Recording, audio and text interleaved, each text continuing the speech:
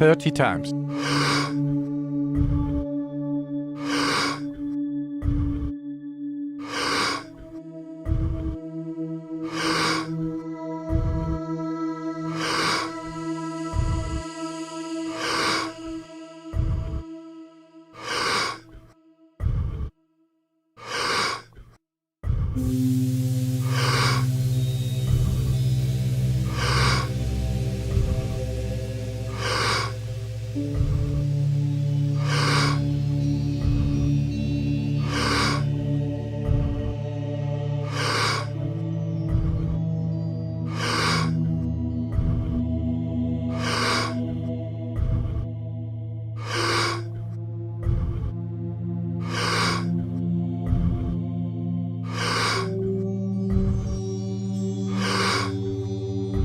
Ten times more.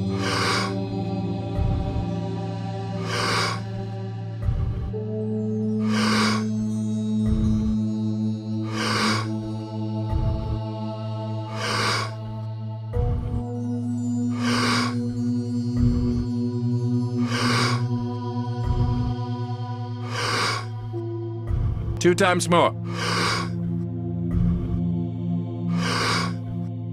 Letting go and stop.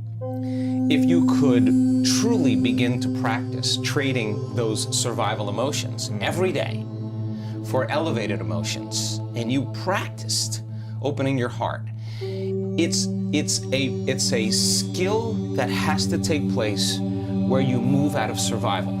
So people say, well, I can't open my heart. I can't feel love. And I say, well, what do you practice feeling? Because whatever you practice feeling, you're feeling most of the time. And that feeling could be guilt, but you're so used to it, you wouldn't even know it's guilt. It just feels like you. Are most people practicing a feeling, or are they just reacting to how they feel? Well, they're reacting to their external environment. What's happening? Or they're reacting to some stray thought in their mind, and every thought produces a chemical. So if they have an unhappy thought, they feel unhappy. If they have a judgmental thought, it produces chemicals that makes you feel polarized, right? So, how much does one thought change your chemical body? Oh, that's an interesting question. So let's just we'll put this on hold okay, here. Yes. So the stronger the emotions that we feel from the problems and conditions in our life, the more altered we feel inside of us, the more we pay attention to what's causing it outside of us. So if you have an event in your life, an experience in your life that has a strong emotional charge to it, and you don't feel like your normal self, you feel this alarm system switch on. You're going to narrow your focus on the cause, and the brain's going to take a snapshot, and that's called a long-term memory, right? So then what people don't know is that every time they think about that event, they're producing the same chemistry in their brain and body as if the event was occurring. In that moment. In that moment. So the highly charged event is actually producing the emotion, and the body is so objective that it doesn't know the difference between the real experience that's creating the emotion and the emotion that the person is fabricating by thought alone. The body's believing. It's so objective, it's believing it's in the same environmental experience.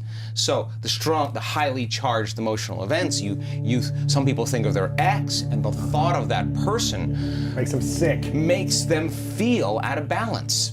So, one image, one thought in their mind makes them feel out of balance. So all you need is an image and an emotion, a thought and a feeling, a stimulus and a response, and you're conditioning your body emotionally into the past. So now, the memories, and this is just not in the brain now, it's in the body, okay? So now,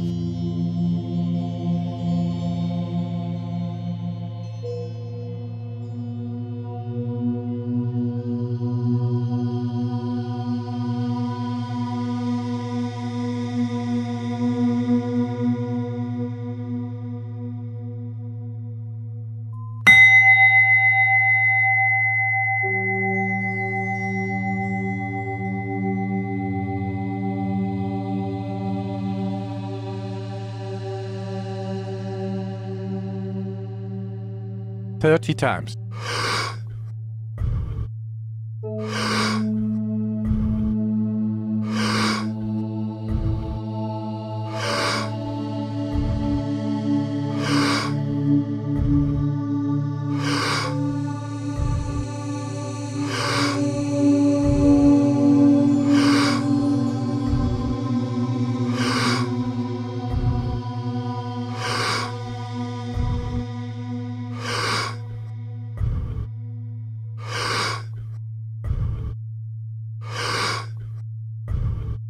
Ten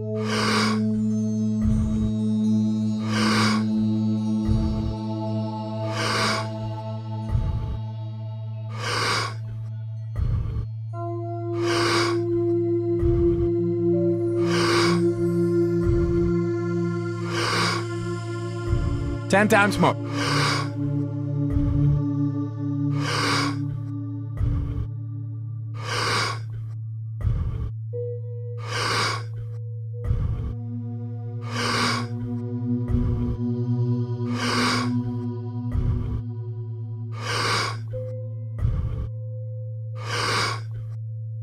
Two times more.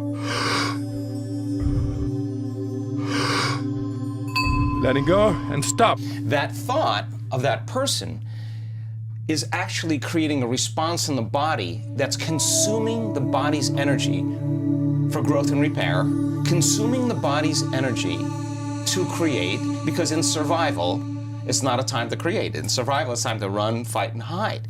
So the problem is that it becomes a subconscious program. It's no longer a conscious process.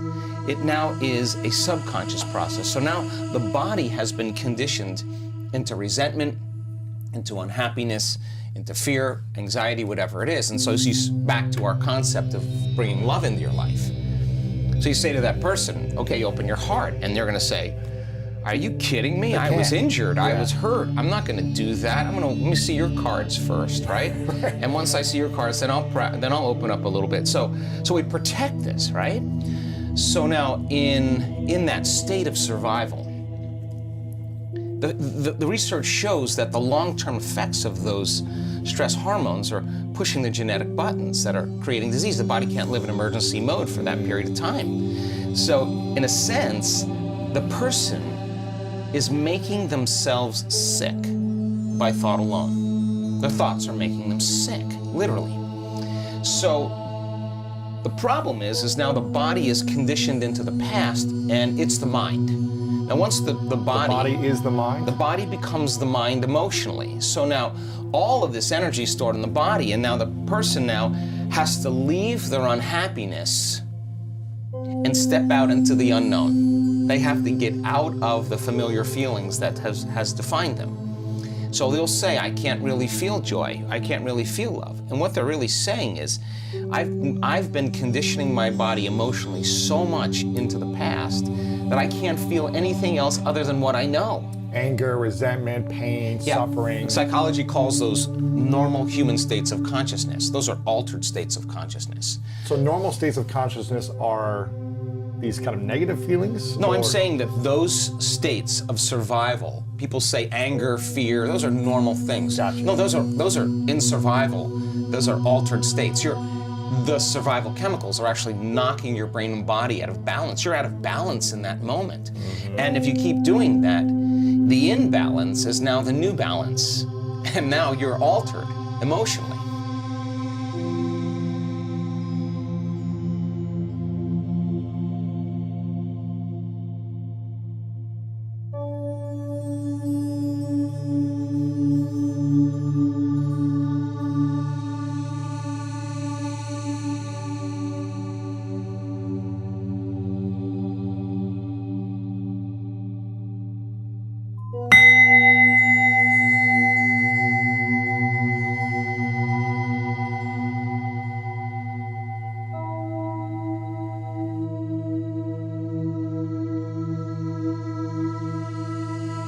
Thirty times.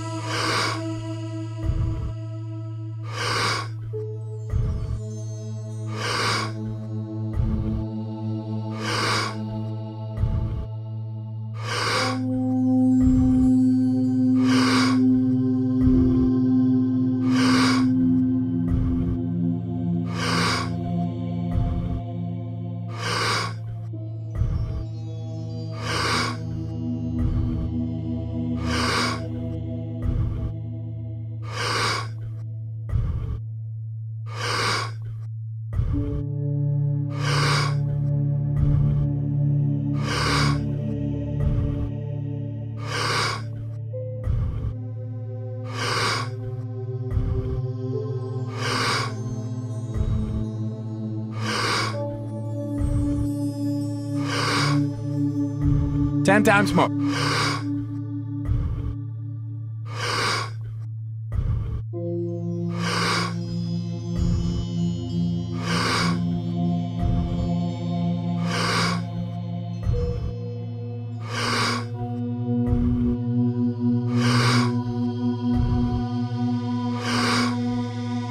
Two times more. So the person can theoretically, intellectually, philosophically Letting go and stop. say, oh, I want this type of person, she's got to be this way, he's got to look this way, he's got to be like this. And they're basically saying, I want something that represents all the things that I no longer want, right? And so they're creating with their brain and mind, which is perfect. The problem is that if you can't feel the emotion of your future, your manifestation of love before it's made manifest. Like people say, well, when my relationship happens, I find Mr. Right, then I'm going to feel love. Like waiting for the outer environment to change, to take away this feeling of anger, resentment, emptiness. But they forgot that they create reality. In other words, when it finally appears that I'm going to feel love, that's cause and effect. We're waiting for something to happen. If you're feeling the lack and the emptiness, then you're keeping your relationship at arm's length because you don't have the magnetic field to draw to you. So the emotions that come from these energy centers, the lower energy centers in our body, do have frequencies, there's chemistry involved, but they have a different agenda. So now we ask the person, can you teach your body emotionally what the future will feel like before it's made manifest? That means you can't wait for your relationship to feel love. You have to reverse that battleship and understand feeling love now is going to be the magnet. And if you can hold the vision of your future, a clear intention, with a coherent brain, organize signals into the field, and you could actually crack this thing open and practice getting so present in the moment that you're not anticipating the next moment or trying to predict the future. And you're no longer romancing the emotions of your past. You can find that sweet spot of the generous present moment. The familiar past is the known emotionally. The predictable future is the habituation of autopilot, being unconscious, and programs. Those are both knowns. There's only one place where the unknown exists. That's the present moment. So if you could work with your body to the point that it trusts you enough to feel so safe that you have conquered it in a certain way that it could actually relax into the present moment, and it's not worried about what's going to happen next or what's going on around you, or that you need to eat, you need to pee, you need to move. You got beyond all your drives and you're ready to create. That moment where you're present, if you could begin to work with your heart and start to breathe and start to practice feeling love. In the beginning, it would feel foolish or gratitude. Why would I feel love if it hasn't happened? Well, that's because you've been hypnotized into waiting for your world to change to feel the emotion from the experience.